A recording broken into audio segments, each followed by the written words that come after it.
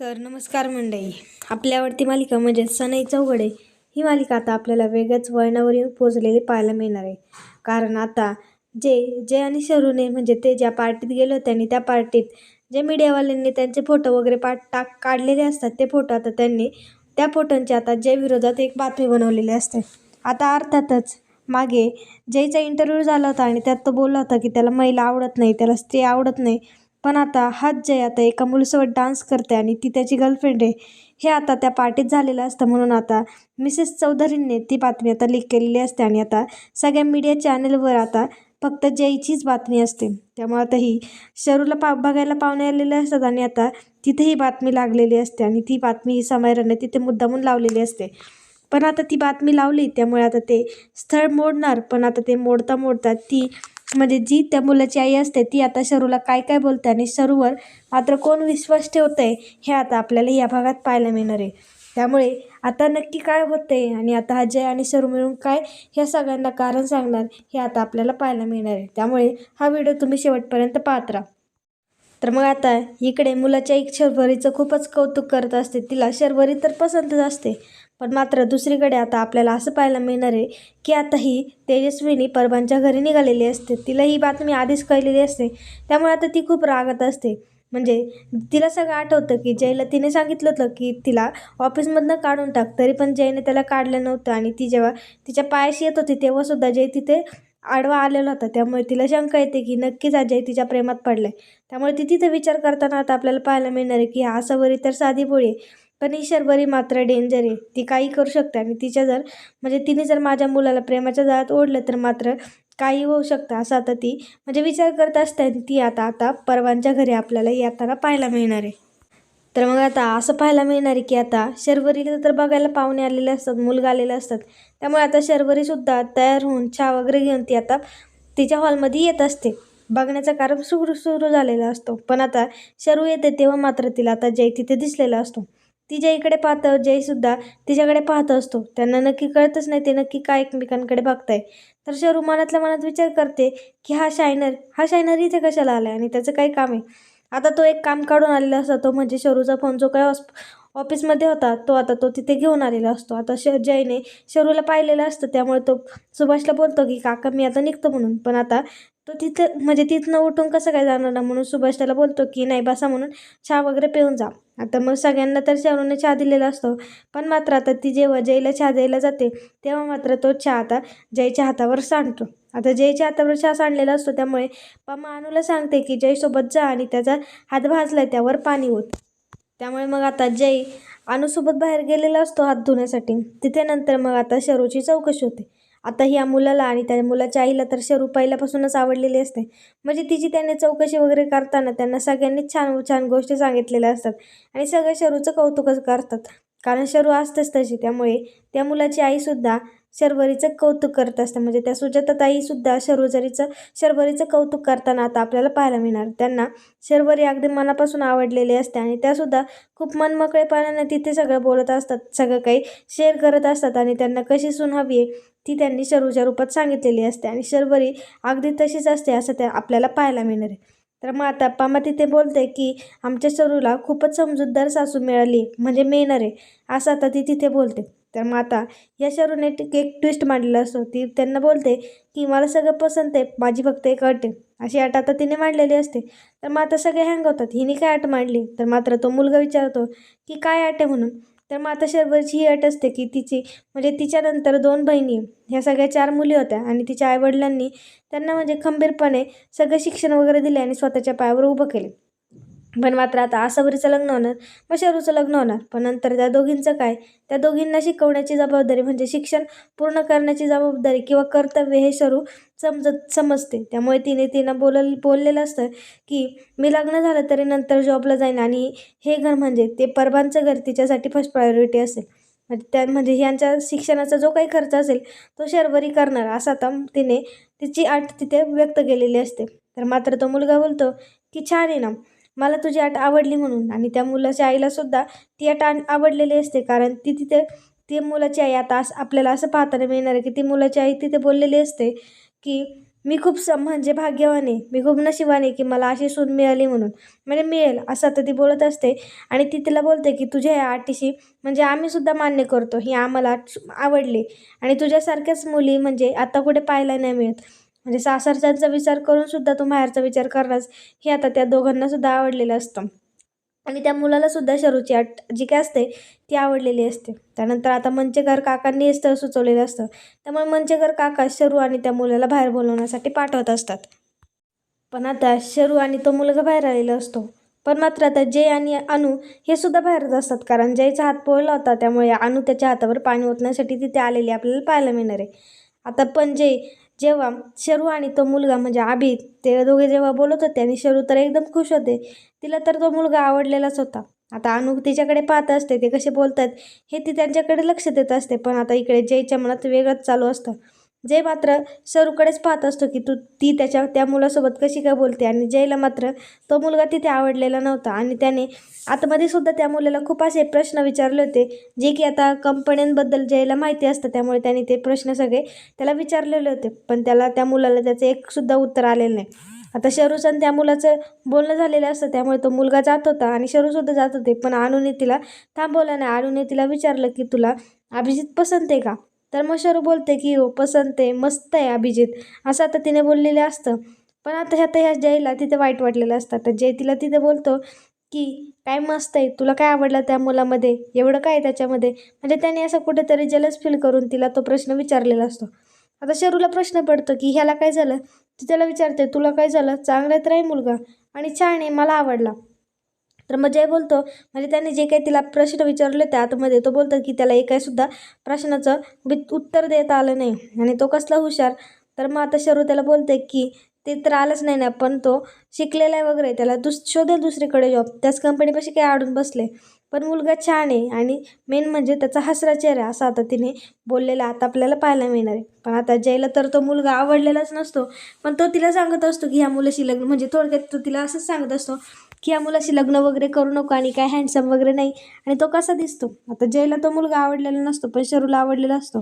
शरू त्याला बोलते की तुझ्यासाठी हँडसम नसेल पण माझ्यासारखी हँडसम आहे. शरू त्याला बोलते सुद्धा, तो माझ्या फालतू जोकवर हसला सुद्धा. म्हणजे म्हणजे शरू जशी असते तशी आता त्या मुलाला पसंत असते. त्यामुळे शरू त्याला बोलते की माझ्या जोकवर हसतोय, मला त्यांनी रिस्पेक्ट वगैरे दिलं, अजून काय हवं असतं. त्यामुळे आता शरू बोलते की माझ्यासारखाच टाकाटक आहे त्यामुळे मला तर तो मुलगा आवडला आहे. आणि तुझं काय, तो तरी हसतोय म्हणजे त्याचा चेहरा तरी हसरा आहे, पण तुझा आणि हसण्याचा काहीच संबंध नाही असं बोलून म्हणजे असं ती जयला तिथे बोललेले असते. पण जयला आता कुठेतरी जलस फील झालेलं असतं त्यामुळे आता तो तिथून निघून आतमध्ये आलेला असतो. त्यानंतर मग आता हे दोघे तर आतमध्ये आलेले असतात आणि एकमेकांशी बोललेले सुद्धा असतात. त्यामुळे आता मंचेकर लगेच तिथं बोलतात की तुमचा काय निर्णय आहे तो इथेच सांगा, म्हणून पुढची बोलणी आपण सुरुवात करूया, म्हणजे पुढच्या बोलणीसाठी आपण सुरुवात करूया. तेवढं बोलताच तिथे आता तेजस्विनी आलेली असते. आता तेजस्विनी का आलेली असते हे तर आपल्याला माहिती आहे, कारण तिला ती बातमी अगोदरच कळलेली असते त्यामुळे ती तिथे आलेली असते. पण आता तिला माहिती नसतं की या शर्वरीला बघण्यासाठी मुलं वगैरे आलेलं, पाहुणे वगैरे आलेले आणि ती आता तिथे आलेली असते. त्यामुळे आता सगळ्यांना शंका येते ही नक्की तिथे का आली आहे. तर अनु आणि मयू कुसपट करत असतात. त्या बोलत असतात की पहिला जयदादा आला, मग ही समयरा आली आणि सगळे एकमेकांना विचारत असते तू इथे काय करतेस, नक्की डाल में कुछ काला आहे, असं आता ते तिथे बोलताना आपल्याला पाहायला मिळणार आहे. पण आता ही तेजस्विनी तिथे वेगळंच कारण सांगते. तेजस्विनी बोलते की पम्मा तुझा फोन कुठे आहे, मी तुला ऑर्डर देण्यासाठी इथपर्यंत धावत आले, म्हणजे इथंच काम होतं, म्हटलं की घरी जाऊन सांगावं तुला काय ऑर्डर आहे, त्यासाठी आता ती तिथे आलेली असते. पण आता सगळ्यांना तिथे धक्काच बसलेला असतो की ही नक्की आपल्या घरी अशा अचानक कशी काय आली. आता ते सुजाताताई असतात, त्या सुजाताताईंनी तिचा फोटो वगैरे पुस्तकावर बघितलेला असतो त्यामुळे आता त्यांचीसुद्धा चौकशी झालेली असते. आणि त्या मग आता तिला तिथे बोलतात की तुम्ही मोठ्या मुलीला सून म्हणून करून घेतात आणि आता आम्ही दुसऱ्या मुलीला सून म्हणून करून घेणार आणि आता आपण एक फॅमिली होणार, असं ती बोलताना आपल्याला पाहायला मिळणार आहे. पण आता तेजस्विनीला नक्की कळत नाही की नक्की इकडे काय चाललंय. मग तिला आता पम्माने सगळं सांगितलेलं असतं. आता ते बोलतच असतात तेवढ्यात आता ही समायरामध्ये ट्विस्ट करणार. आता हिला काहीतरी बातमी आलेली असते आणि तिला म्हणजे न्यूज कळालेली असते. त्यामुळे आता ती त्यांना बोलते की थांबा थांबा, एवढी न्यूज बघून जा. आता या समायराने घोळ केलेला असतो. ते जर पाहुणे गेले असते आणि ते त्याच्यानंतर जर हिने बातमी लावली असते तर, पण ती तसं नाही करत. तिने आता त्यांच्यासमोरच बातमी लावलेली असते. तर मग आता बातमीत आपल्याला असं पाहायला मिळणार आहे की जो आपण पार्टीचा सीन बघितला, म्हणजे पार्टीचा एपिसोड बघितला, तोच भाग आता म्हणजे त्याचा आता त्या मिसेस चौधरींनी रागाच्या नादात तिने आता ती बातमी सगळ्या पूर्ण मीडियावाल्यांना दिलेली असते. तो त्यांचा डान्सचा व्हिडिओ, त्यांचे फोटो वगैरे हे मीडियावाल्याला देऊन आता तिने त्या मीडियावाल्यांना मोठी बातमी करायला सांगितलेली असते. आणि मीडियावाल्यांना तेच हवं असतं, कारण जयने पहिलं त्यांच्या इंटरव्ह्यूमध्ये सांगितलेलं असतं की त्याला कोणत्याच स्त्री आवडत नाही, कोणत्याच महिला आवडत नाही. पण आता तो त्या पार्टीत त्याच्या गर्लफ्रेंडला घेऊन आलाय आणि तो आता मस्त खुश वगैरे, आणि ते दोघे एकत्र डान्स करताना तो व्हिडिओ आता पूर्ण मीडियाभर गाजलेला असतो. याचा शरूला सुद्धा धक्का बसतो, कारण ह्या जयचं आणि शरूचं तसं काहीच नसतं. पण आता ती बातमी असते, त्यामुळे आता त्यांना सुद्धा म्हणजे नक्की काय सांगावं हे कळत नसतं. आता जयसुद्धा त्यासाठी तिथे आलेला असतो, पण आता हे पाहुणे अचानक बघायला आले त्यामुळे त्यांना काय बोलता सुद्धा येत नसतं. आता मात्र त्या सुजाताताईंना राग आलेला असतो, कारण तिचा विश्वास उडतो, कारण तिला म्हणजे त्यांनी पूर्ण चौकशी केलेली असते आणि शरूसुद्धा त्या मुलासोबत छान वगैरे बोलत असते. शरूने तिची अट वगैरे सुद्धा मांडलेली असते. पण मात्र आता त्या सुजाताताईंना तिथे राग आलेला असतो. ते तिथे त्या शरूला सुद्धा खूप वाईट बोलतात की तुझ्याच मित्राला तू तुझ्या बोलण्याच्या कार्यक्रमाला मुद्दामून बोलवलंस का? त्याच्यासमोरच हे सगळं करायचं होतं का? किंवा ती त्या शरूला खूप असं वाईट बोलत असते की असं कुठं असतं का? इवन मगाशी तर तू खूप छान छान बोलत होती, पण तुझा मित्र इथे आलाय हे तू सांगितलं नाही, आणि हा तुझा मित्र आहे. तुमचं जर प्रेम प्रकरण होतं तर मात्र कशाला स्थळ बघायची ना, असं आता तिने शरूवर आरोप लावलेला असतो. म्हणजे शरूला आता ती खूप अशी नावं ठेवत असते, म्हणजे इतका वेळ ती शरूचं कौतुक करणारी आता शरूचा घाम काढत असते, म्हणजे शरूला वाईट बोलत असते. तर मग आता हे पमाला आणि सुभाषला सुद्धा कळत नसतं की नक्की काय झाले, पण त्यांचा मात्र जय आणि शरूवर विश्वास असतो.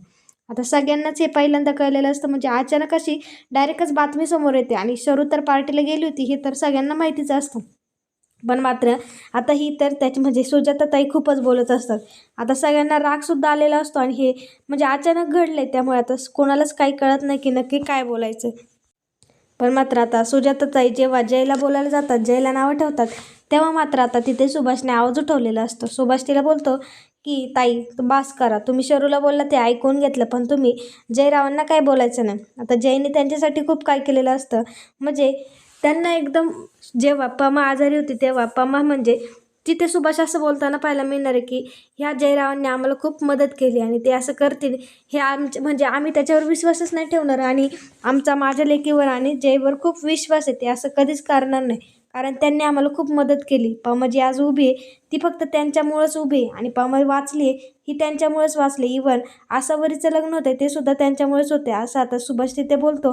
आणि त्याने आता जयची आणि शरूची तिथे बाजू घेतलेली आपल्याला पाहायला मिळणार आहे. आता सुभाष तिथे खूप असं बोलत असतो, आणि त्या सुजाता त्यांना बोलतं की तुम्ही इथनं गेलं तरी चालेल, पण मी माझ्या मुलीचे आणि जय रावांविरुद्ध काही बोललेलं ऐकून घेणार नाही. त्यामुळे आता ते लग्न तिथेच मोडलेलं असतं. आता मंचेकर सुद्धा गेलेले असतात, पण मात्र आता शरू आणि जयचं म्हणजे तोंड असं पडलेलं असतं, कारण ते सगळं खोटं असतं, बातमीसुद्धा खोटी असते. आता तेजस्विनीसुद्धा त्यासाठी आलेली असते, पण आता इथे येऊन तिला वेगळंच काहीतरी कळलेलं असतं. तर मात्र शरू आता सुभाषला सांगत असते की पप्पा हे जे काही आहे ते खरं नाही आहे म्हणून. तिथे पार्टीत सगळा गोंधळ झाला होता, आणि म्हणजे नाही का सगळ्यांना वेगळंच कळलं होतं, आणि त्या नादात त्या कोणीतरी असं लीक केलं आणि ती बातमी पसरवली, हे सगळं खोटं आहे. आता ह्याच्यावर तर सुभाषचा विश्वास असतो, सुभाषचा शरूवर आणि जयवर सुद्धा विश्वास असतो. तिथे जयसुद्धा बोलतं की हो काका हे काही खरं नाही आहे, आणि शर्वरीत आणि माझ्यात तसं काहीच नाही आहे, ते फक्त मीडियावाल्यांना म्हणजे त्यांना एक बातमी हवी होती त्यामुळे त्यांनी ते सगळं टाकलं म्हणून, ह्यातली काहीच गोष्ट खरी नाही. आणि त्या मिसेस चौधरींनी हे फक्त रागापुरती केले. आता जयने सुद्धा सांगितलेलं असतं, पण आता सुभाषला सगळं माहिती असतं, आणि सुभाषला माहिती की ह्या दोघांमध्ये असं काही नसणार. त्यामुळे आता सुभाषने शरूची आणि जयची बाजू घेतलेली असते. ते त्या दोघांना बोलतात की तुम्ही मला समजावण्याची काही गरज नाही, मला माहिती तुम्ही असं काही करणार नाही, आणि जर असं असतं तर शरूने मात्र पहिलेच सांगितलेलं असतं. आता त्याचा शरूवर विश्वास असतो, त्यामुळे आता जयला सुद्धा दिलासा मिळालेला असतो, आणि जय आता त्याच्या घरी निघालेला असतो. आता ही तेजस्विनी त्याच कारणासाठी आलेली असते, तिला तिथे मोठा गोंधळ करायचा असतो, पण आता सगळं निस्तरलेलं असतं, आणि आता तिथनं तेजस्विनीसुद्धा निघालेली असते. पण मात्र आता शरू खूप रडत असते, त्यांना खूप असं डिप्रेशन आलेलं असतं, कारण असं पहिल्यांदाच झालेलं असतं. त्यानंतर मग आता आपल्याला पुढील भागात असं पाहायला मिळणार आहे, कारण आता आषाढी एकादशी आलेली असते ना, आषाढी एकादशीचा दिवस असतो, त्यामुळे आता परवांच्या घरी कार्यक्रम असतो, भजन कीर्तन असतं, आणि तेव्हा मात्र आता सगळे ऑफिसवाले आलेले असतात, सगळी टीम आलेली असतात, आणि जय मात्र आता घरात येताना आता आपल्याला पाहायला मिळणार आहे. तर मग आता सगळे आलेले असतात आणि एवढ्यांना ना खिचडी वगैरे कोण बनवणार, त्यांना खायला कोण करणार, हा आता प्रश्न सगळ्यांसमोर उपस्थित झालेला असतो. आता जय आतमध्ये आलेला असतो, आजीसुद्धा आतमध्येच असतात आणि जयच्या पाठोमाग लगेच आता शर्वरीसुद्धा आलेली असते. पण मात्र आता जय तिथे स्वयंपाक करायला लागलेला असतो, कारण त्याला माहिती असतं, कारण आता इथे म्हणजे उपवास असतो, त्यामुळे आता उपवासाला खिचडीच बनणार आणि खिचडी बनवायला कोणीसुद्धा नसतं. म्हणजे पमा बाहेर असते, पण पमा अजून आतमध्ये आलेली नसते आणि आता जयने हातात घेतलेलं असतं की त्याला तो स्वयंपाक बनवायचा आणि तो सगळ्यांसाठी खिचडी बनवणार असं आता त्याने हातात घेतलेलं असतं आणि जय आता सगळ्यांसाठी खिचडी बनवताना आपल्याला पाहायला मिळणार आहे. आपण जर मागचे एपिसोड पाहिले असतील तर आपल्याला माहितीच आहे की जयला शेफ व्हायचं होतं, त्यामुळे जयला म्हणजे असं स्वयंपाकात वगैरे आवड असते. आजींनी शरूला विचारलं असतं की खिचडी तू बनवणार आहे का, पण शरू मात्र बोलते की नाही मी खिचडी वगैरे बनवणार नाही आहे, मला काही येत नाही. पण आता जयने तिकडे खिचडी बनवलेली असते आणि आता शरू आजींना बोलते की ज्या मुलाला स्वयंपाक येईल त्या मुलाशीच मी लग्न करेल. म्हणजे जो स्वयंपाकात पटाईत असेल त्या मुलाशीच शरू आता लग्न करत असते. पण आता जयसुद्धा स्वयंपाकात पटाईत असतो, म्हणजे आता शरूची ज्या काही अटी असतात एक त्या अटी आता ह्या जयमध्ये आपल्याला पाहायला मिळतील का, हा आता आपल्यासमोर खूप मोठा प्रश्न पडलेला आहे. त्यामुळे आता शरूची जी काही अट असते ते आता जय कसं काही त्याच्या अवगुणातून तो स्पष्ट करतो, तो गुणातून आता कसं सकारात्मक आणतोय हे आता आपल्याला पुढील भागात पाहायला मिळणार आहे.